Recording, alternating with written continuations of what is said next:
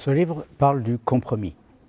Il y a peu d'ouvrages en sciences humaines et sociales, en langue française, sur le compromis, ce qui est paradoxal puisque nous passons nos vies à nouer des compromis dans nos couples, avec nos enfants, avec nos collègues de travail.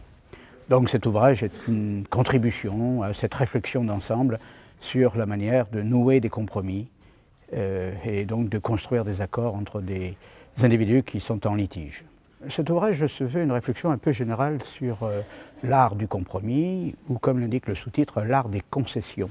Donc il y a un certain nombre de chapitres sur cette question de l'échange de concessions, sur la réciprocité, puisque un des fondements du compromis, c'est précisément quand l'un fait une concession, l'autre répond par une concession, et le tout, c'est ce dispositif que nous appelons compromis. J'ai essayé de comprendre par exemple ce que j'ai appelé le compromis d'intérêt, classiquement, mais aussi le compromis intellectuel ou le compromis entre des valeurs. Je ne prends que cet exemple-là dans la période où nous avons beaucoup de frictions entre des valeurs différentes, notamment religieuses, mais aussi politiques, ou entre la laïcité, les religions, etc. Il m'a semblé intéressant de creuser cette question de ce que j'ai appelé le compromis valoriel.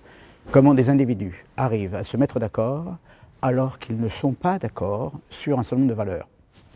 Ce livre se veut un livre grand public et donc normalement il se destine à tout lecteur qui veut comprendre la manière dont ce dispositif que nous appelons compromis fonctionne et comment des individus qui sont en désaccord parviennent à cheminer vers un accord, c'est-à-dire plus concrètement à prendre une décision ensemble à partir de concessions qu'ils font. Un compromis, c'est un abandon. C'est un abandon et à partir de là, peut-être qu'il est intéressant de comprendre pourquoi nous décidons d'abandonner un certain nombre de nos prétentions pour nouer un accord avec une autre partie avec laquelle nous sommes en relation. Comme tout le monde, je suis probablement un adepte du compromis.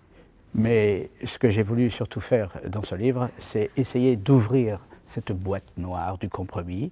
Je le disais, il y a très peu d'ouvrages en langue française sur cette question, donc c'était mon souci, peut-être observer et comprendre ce que je fais moi-même, comme vous tous, tous les jours.